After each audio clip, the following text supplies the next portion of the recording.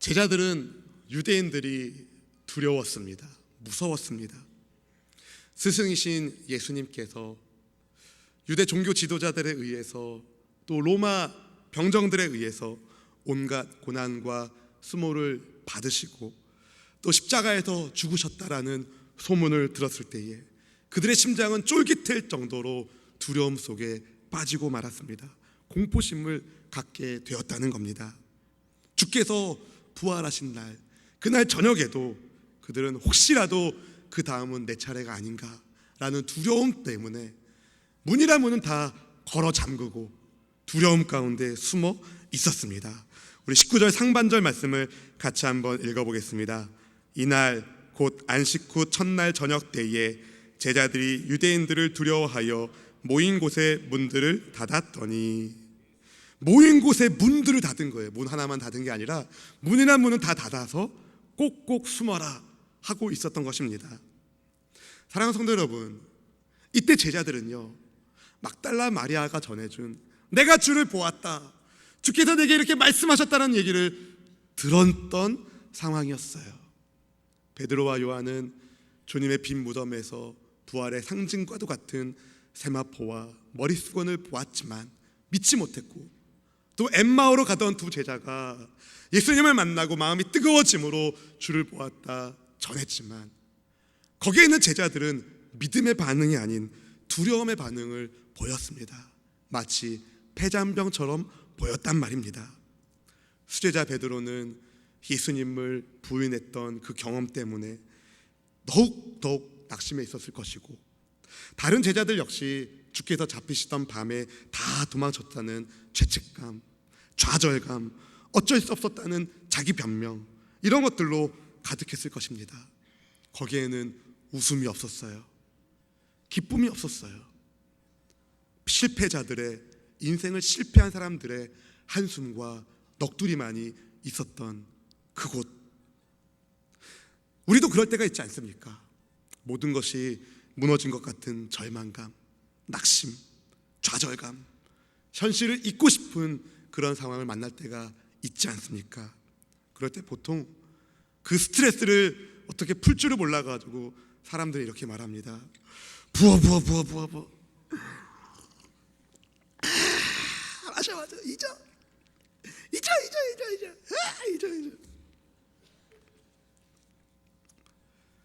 그런데 술이 깨면 더 깊은 절망감에 가슴은 더 무너지고 있고, 또 어떤 분은 그 상황을 잊기 위해서 아주 웃긴 프로만 골라서 봅니다. 개그 프로 같은 거 보면서 깔깔깔깔깔깔 웃은 다음에, 그런데 그 프로가 끝나면 다시 우울한 자기 연민과 좌절감 속에 깊이 빠지는 경우가 있습니다. 사랑하는 성도 여러분, 현실 도피는 좋은 방법이 아니에요. 자칫 잘못하다가는 마음이 점점점 무너져서 가룟 유다와 같은 잘못된 선택을 할 위험도 있습니다. 그럼 어떻게 해야 됩니까? 나의 연약함을 인정하고 주님의 도우심을 구하십시오. 내 이름으로 해결하려고 애쓰지 마시고 부활하신 주님을 바라보십시오. 문 닫힌 공간, 한숨 소리만 있는 그 공간에 부활하신 예수님이 찾아오셨습니다. 그리고 주께서 말씀하셨어요. 우리 19절 하반절 말씀 함께 읽어보겠습니다. 예수께서 오사 가운데 서서 이르시되 너희에게 평강이 있을지어다. 아멘. 모든 것이 무너져 내려버린 두려움과 절망밖에 없었던 그 실패자들의 공동체에 호련히 예수님께서 나타나신 거예요. 그리고 주님이 평강을 선언하십니다. 부활하신 주님을 본 제자들의 첫 번째 반응은 두려움과 놀라는 것이었어요. 무서워하는 것이었어요. 누가복음 24장 37절 말씀은 그 상황을 이렇게 이야기합니다. 같이 읽어볼까요? 그들이 놀라고 무서워하여 그 보는 것을 영으로 생각하는지라. 놀라고 무서워하면서 자기들이 보는 게 영으로 생각했다는 겁니다. 고상하게 말해서 영으로 썼죠. 유령처럼 생각했다는 거예요. 믿기지가 않았다는 겁니다. 그만큼 제자들이 믿음이 완전히 와르르 무너진 상황이었던 것이에요. 그런 제자들에게 주님께서는 어찌하여 두려워하고 마음에 의심하느냐 말씀하시면서 손과 옆구리를 보여주셨습니다. 그리고 만져보라고 말씀하셨습니다. 믿으라는 말씀을 하신 거예요. 누가복음 24장 39절 말씀은 이렇게 말합니다. 같이 읽어볼까요? 내 손과 발을 보고 나인 줄을 알라. 또 나를 만져보라. 영은 살과 뼈가 없으되 너희 보는 바와 같이 나는 있느니라. 아멘. 여러분, 영은요 살과 뼈가 없습니다. 그러나 부활하신 예수님의 몸은 달랐다는 거죠. 제자들이 볼 수 있었고 만질 수 있었다는 겁니다. 그런데 볼 수 있고 만질 수 있는 그 몸이 잠긴 문을 제한받지 않고 그대로 통과하셔서 제자들 가운데 나타나신 거예요. 시간과 공간을 초월하시는 예수님의 부활의 몸을 보여줍니다. 그런데 그렇게 신비로운 예수님의 몸에 웬걸요? 십자가의 흔적이 남아있는 거예요. 못자국이 있고 옆구리에는 창에 찔린 자국이 있었습니다.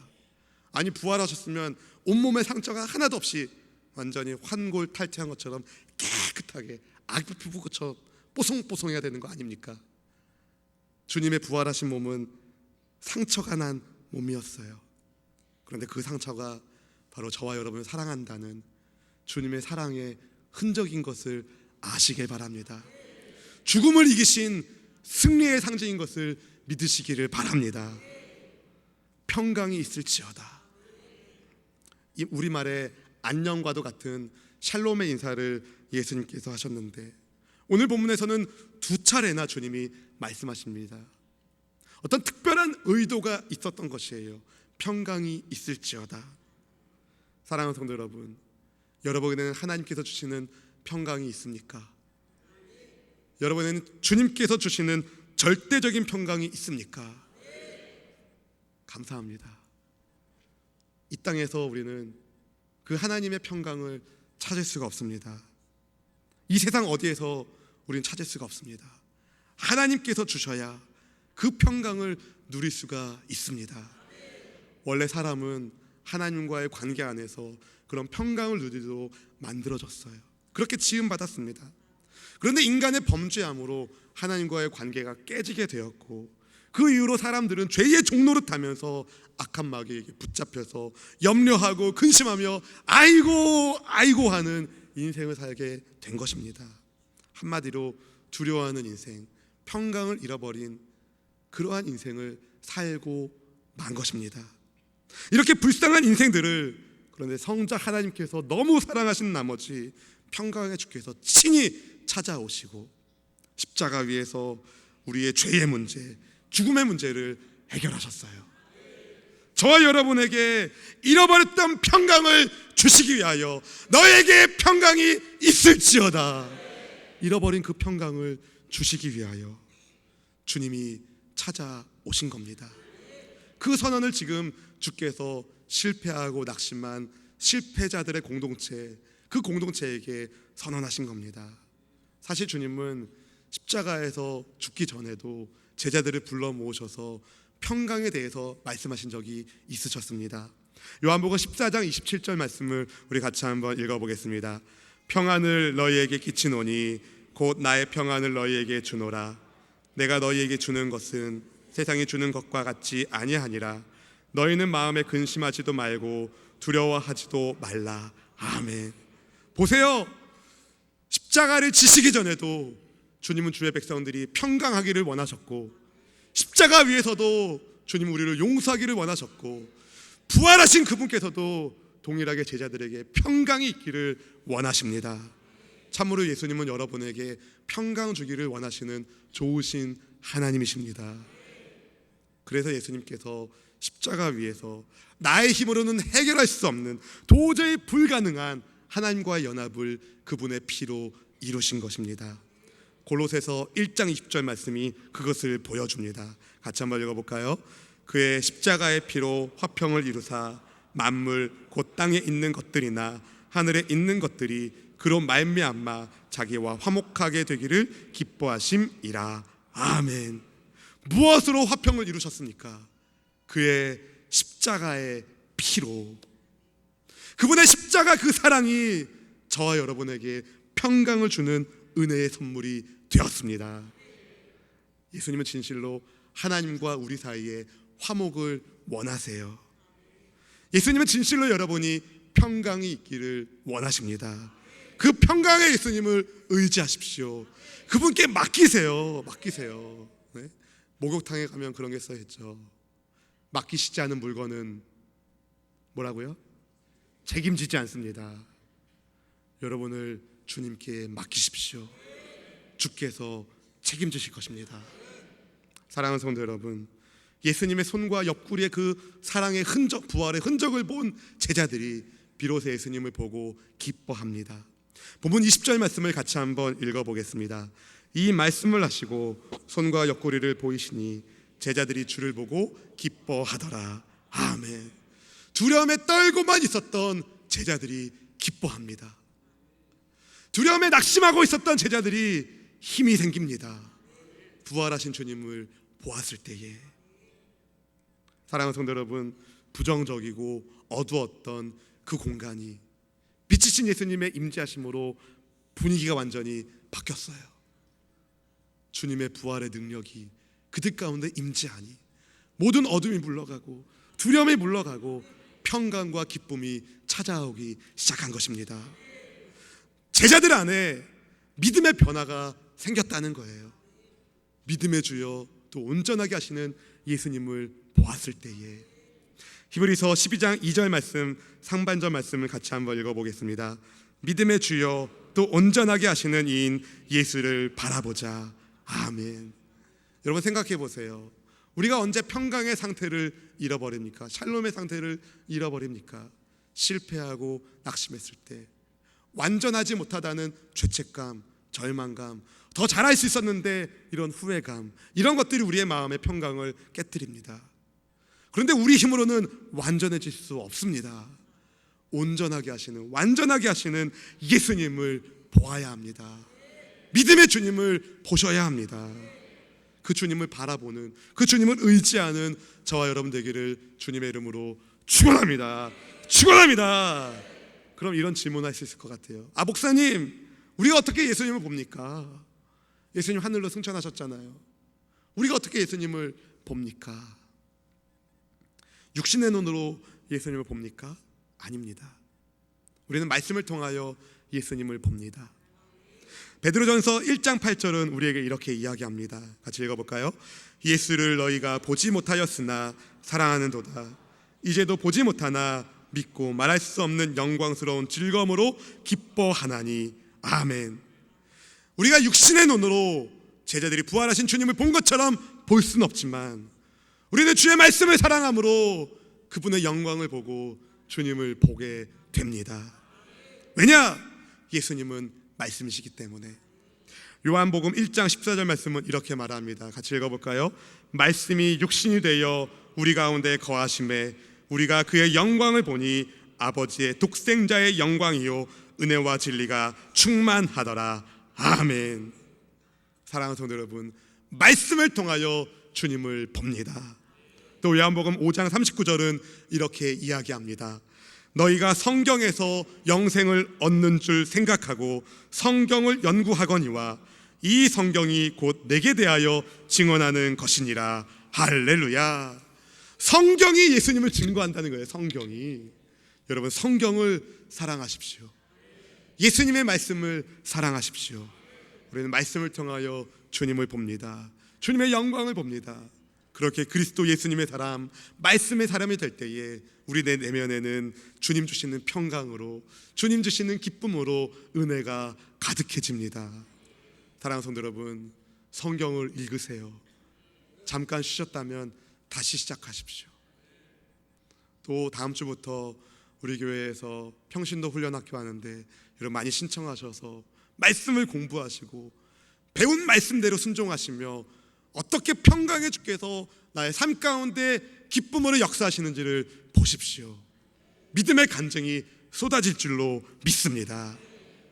두 번째, 평강의 인사를 하신 예수님께서 제자들을 보내시겠다는 말씀을 그들에게 하십니다. 본문 21절 말씀을 함께 읽어보겠습니다. 예수께서 또 이르시되 너희에게 평강이 있을지어다. 아버지께서 나를 보내신 것 같이 나도 너희를 보내노라. 아멘. 부활하신 주님을 만났어요. 믿음 안에서 평강과 기쁨을 제자들이 회복했어요. 와, 예수님 감사합니다. 주님 정말 부활하셨군요.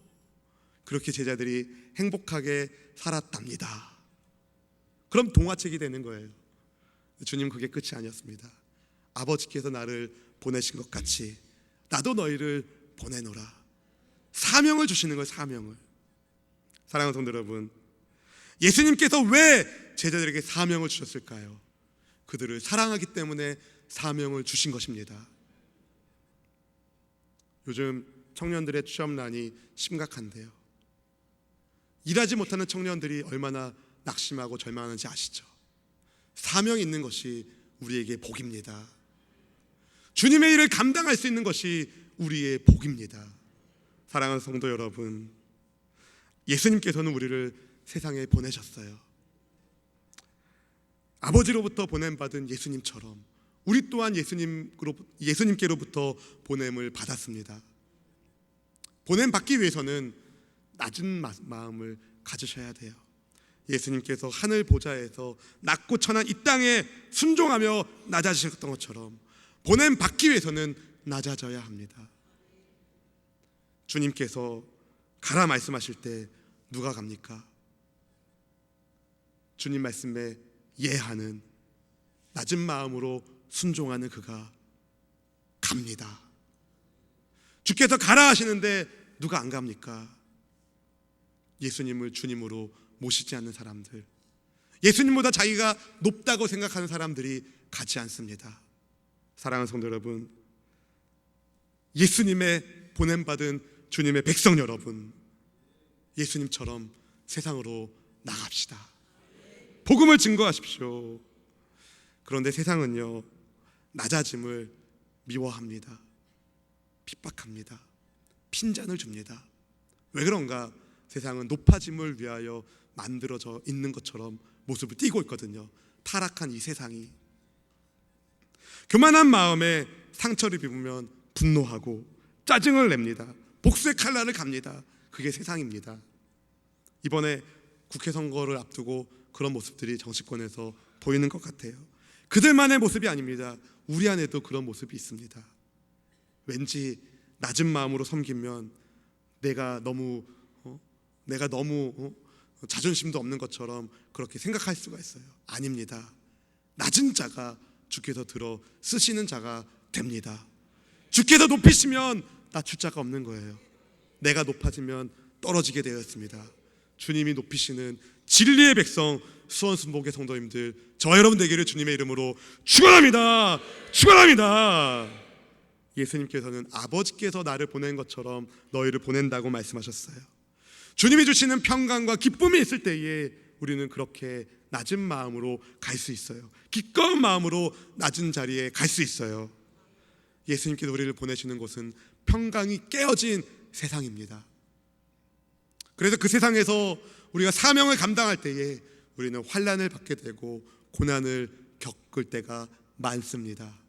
그러나 그것이, 이런 환난이 사실은 하늘의 영광을 보장하는 것이기에 우리는 더욱더 기뻐할 수 있어야 합니다. 왜냐하면 하늘의 영광을 보장하는 영적 사인이 내 몸의 고난으로 나타나기 때문인 겁니다.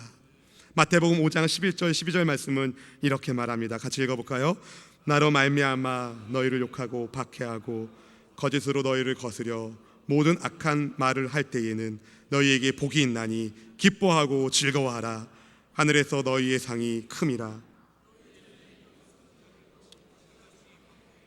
아멘. 우리 상이 클 것이에요. 할렐루야, 할렐루야. 그런데 한편으로 그렇게 생각하죠. 난 연약한데, 난 약한데, 난 부족한데. 주님이 그걸 모르실 리가 없어요. 그래서 주께서 다시 제자들에게 말씀하십니다. 22절 말씀을 같이 한번 읽어보겠습니다. 이 말씀을 하시고 그들을 향하여 숨을 내쉬며 이르시되 성령을 받으라. 성령을 받으라. 성령을 받으라. 제자들이 감당할 수 있는 능력을 보내주십니다. 성령님이 함께 하심으로 도우시는 영, 보혜사 성령님은 저와 여러분을 도우시는 하나님의 영이십니다.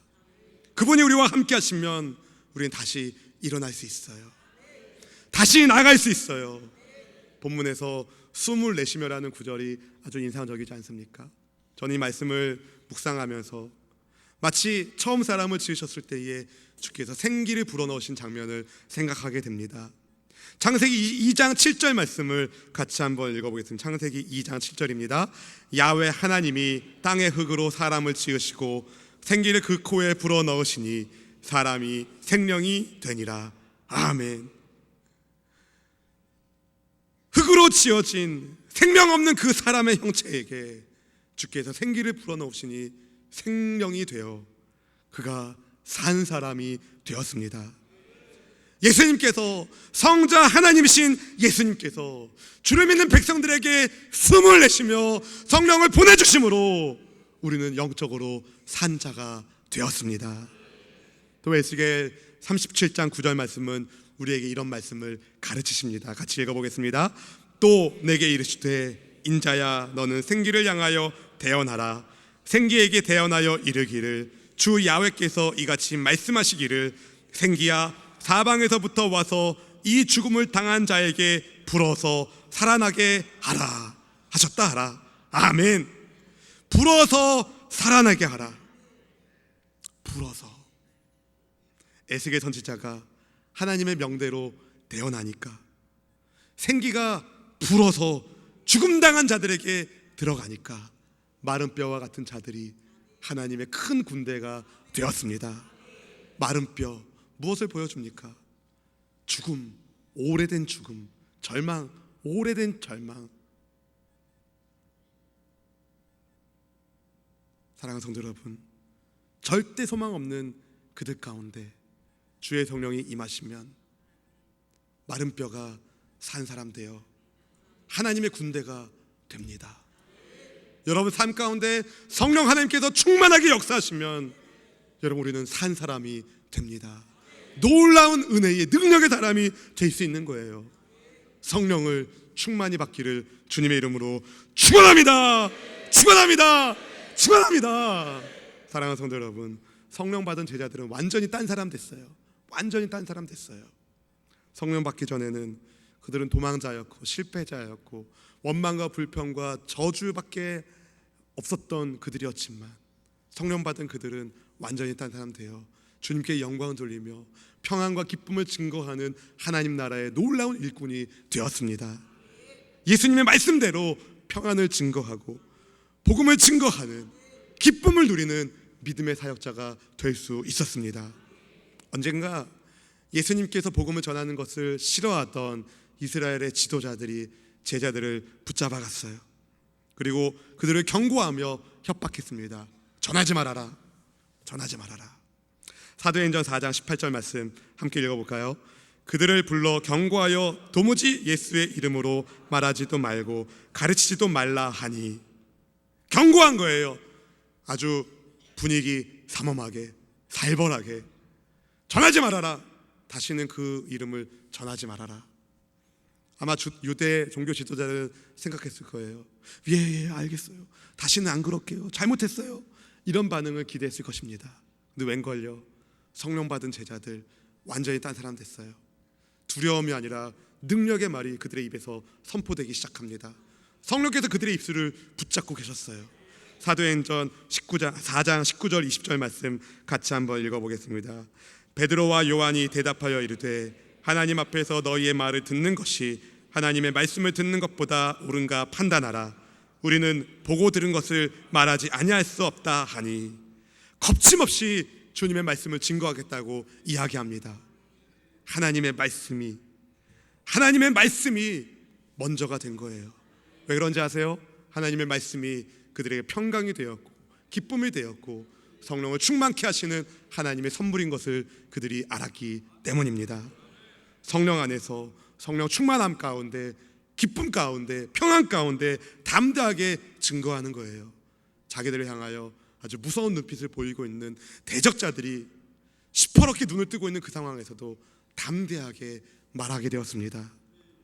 사명을 감당하는 하나님의 제자가 된 것입니다. 사랑하는 수원수목의 성도 여러분, 성령 하나님을 환영하시고 인정하시고 여러분 삶 가운데 모셔드리십시오. 성령님과 함께하는 순복음의 용사가 되기를 주님의 이름으로 축원합니다. 그럼 또 이렇게 질문하실 것 같아요. 목사님, 어떻게 성령 충만합니까? 어떻게 하면 성령님과 함께하는 인생을 살 수 있습니까? 사랑하는 성도 여러분, 먼저는 기도하십시오. 성령 하나님 내게 오시옵소서. 나를 충만하게 하여 주옵소서. 주님의 영으로 가득하게 하여 주옵소서. 간절히 사모하며 기도하십시오. 그리고 죄의 자리에서 돌이키십시오. 성령님은 거룩하신 영이세요. 우리가 죄의 용서함을 받아야 합니다. 죄로부터 돌이켜 회개하며 주의 은혜를 구하십시오. 그리하면 성령을 선물로 받게 됩니다. 성령의 선물, 바로 성령님 자신을 우리 가운데 보내주신다는 거예요. 사도행전 2장 38절 말씀은 이렇게 말합니다. 같이 읽어볼까요?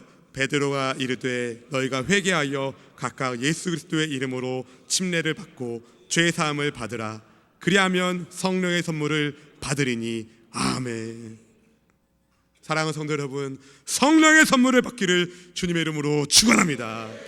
성령의 선물, 곧 성령님 자신이 우리 가운데 찾아오시는 까닭은 바로 우리를 통하여 이 사명, 세상으로 보냄받은 그 사명을 감당케 하기 위해서입니다.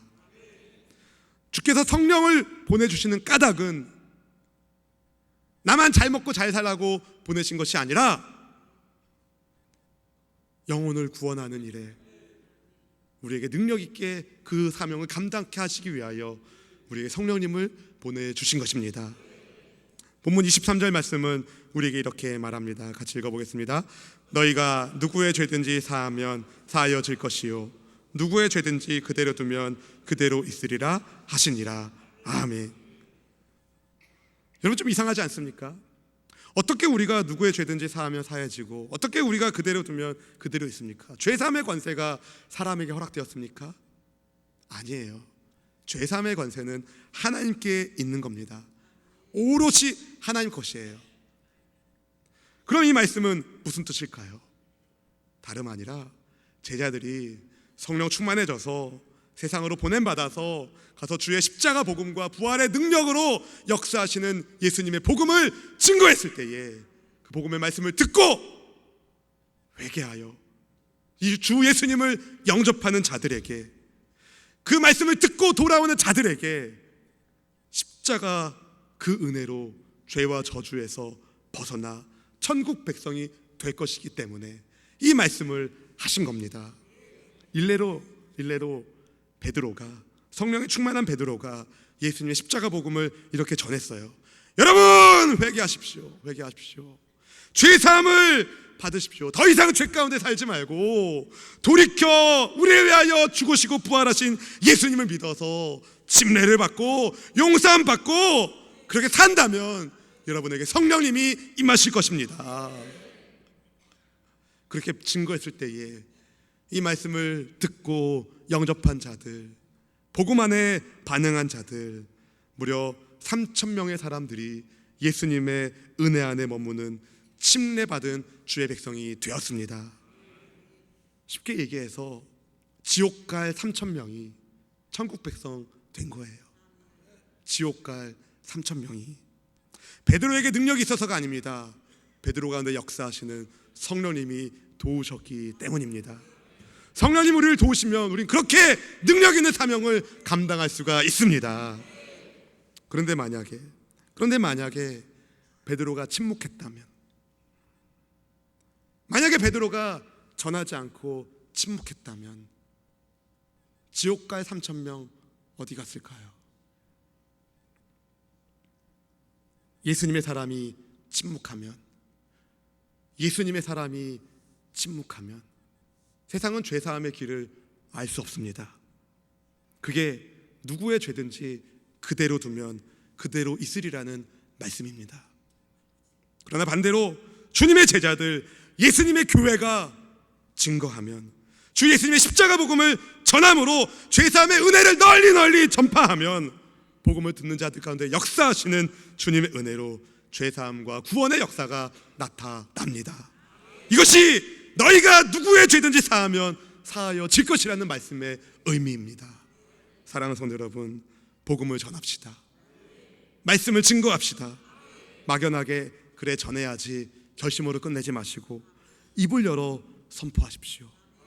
여러분 가운데 찾아오시는 평안의 주, 기쁨의 주님과 함께 그 사명을 감당할 수 있도록 성령님을 간절히 사모하면서 증거하시길 주님의 이름으로 축복합니다.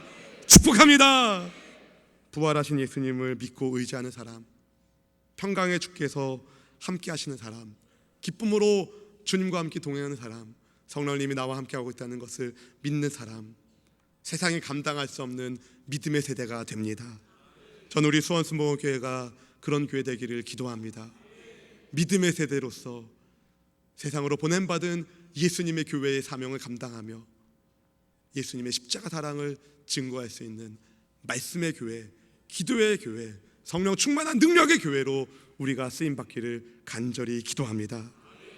세상의 미움과 박해를 두려워하지 마십시오. 여러분 살리신 예수님의 말씀을 다른 사람들에게도 알려주십시오. 그들 또한 듣고 돌아와 주님 앞에 나오게 될 것입니다.